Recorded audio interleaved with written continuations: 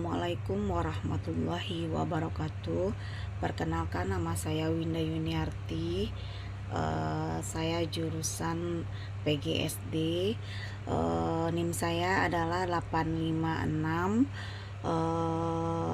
856286656. Saya ingin mempresentasikan tentang jurusan filsafat ilmu, masalah dengan tentang ontologi, epistemologi, dan aksiologi.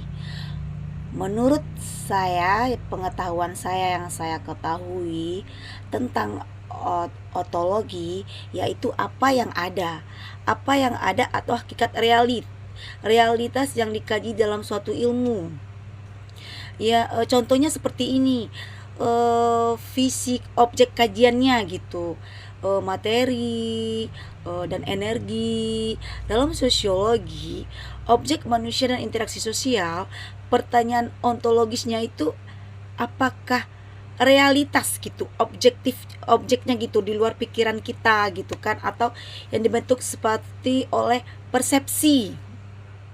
Contohnya tentang ontologi itu di dalam bidang anak SD, seperti kita mempelajari tentang makhluk hidup. Makhluk hidup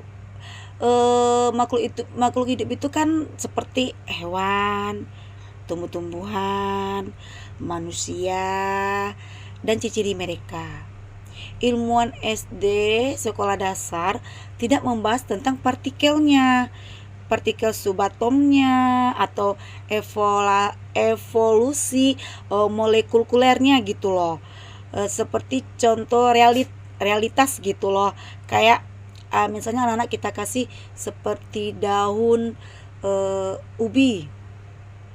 Daun ubi ini mulainya sebelum dia tumbuh jadi batang ubi dari apa gitu kan. Terus kucing bernapas pakai apa gitu, manusia makan pakai apa, seperti itulah contoh dalam bidang SD sekolah dasar gitu kan, ontologinya. Lanjut yang kedua.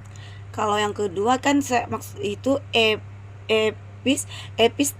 epistemologi, yang maksudnya tuh gini loh, bagaimana kita tahu tentang soal metode perolehan ilmu, syarat kebenarannya, dan cara mengujinya, validitasnya, ilmu sainsnya, atau bisa dipakai dengan metode empiris atau eksperimental gitu, atau eksperimen gitu loh. Ilmu sejarah pakai kritik sumber gitu, yang mengenai tentang ilmu matematika pakai logika edukatif gitu, kayak gitu. Jadi contoh dalam bidang SD-nya, seperti guru mengenai tentang sifat benda, tapi guru tidak mengajak anak-anak menghafal definisi dari buku tersebut gitu loh. Kayak contohnya misalnya guru mencontohkan bendanya seperti anak murid pegang es krim dan kayu, air. Lalu guru bertanya tuh kepada anak-anak,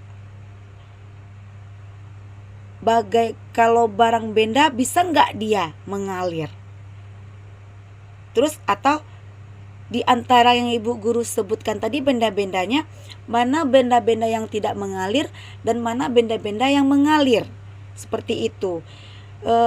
Dan menekankan bahwa mempelajari tentang tersebut yaitu pengalaman atau eksperimen yang bentuk sederhana yang gampang dipahami oleh anak murid kita. Kalau yang ketiga yaitu aksiologi. Aksiologi itu membahas tentang untuk apa ilmu itu gitu. Untuk apa ilmu itu? Yaitu menyangkut tentang menilai etika dan tujuan. Contohnya kayak gini ya. Kita penelitian seperti nuklir, atau bisa disebut untuk energi atau senjata. Di dalam aksiologi menimbang manfaat atau mudarat dan tanggung jawab moral ilmuwan. Tapi kalau kita sangkut ke dalam bidang SD, ke dalam anak sekolah dasar, saya ambil salah satunya contoh seperti ini. Contohnya untuk anak kelas 4, anak sekolah dasar, aku ambil tentang pembelajaran tentang PPKN, salah satunya gotong royong. Kenapa saya pakai gotong royong? Tujuan saya selama saya mengajar di sekolah dasar kelas 4 yaitu bukan untuk mendefinisikan, seperti membentuk sikap kerjasama anak itu dan tanggung jawab anak itu dengan gotong royong bersama-sama. Apakah ada di saat di situ, adakah dia ada tanggung jawabnya, ada cara dia mempunyai sikap kerjasama dengan sama teman-teman satu sama lain, seperti itu. Jadi aksiologi ini dalam rangkuman bisa dikatakan seperti kita membentuk suatu karakter atau moral atau tujuan hidup anak-anak, bukan sekedar untuk hafalan, pembelajaran yang lain yang dalam buku gitu kan. Itu bisa kita ambil di dalam bidang sehari-hari juga bisa. Saya di dalam kesimpulan ini setelah saya mempelajari dan setelah saya membaca buku dari narasumbernya atau referensinya itu dari Thomas Kuhn. Selanjutnya dari Thomas Kuhn ke salah satunya ada juga beberapa, yaitu Karl Popper, dan terakhir oleh Jujun S. Surya Sumatri. Dalam buku itulah atau referensinya lah yang saya ketahui, dan saya menyambungkan mempelajarinya ke lapangan kepada anak-anak. Salah satunya contohnya yang saya sebutkan tadi, anak sekolah dasar, karena itu bisa dipahami oleh anak-anak dengan cepat. Terima kasih. Assalamualaikum warahmatullahi wabarakatuh.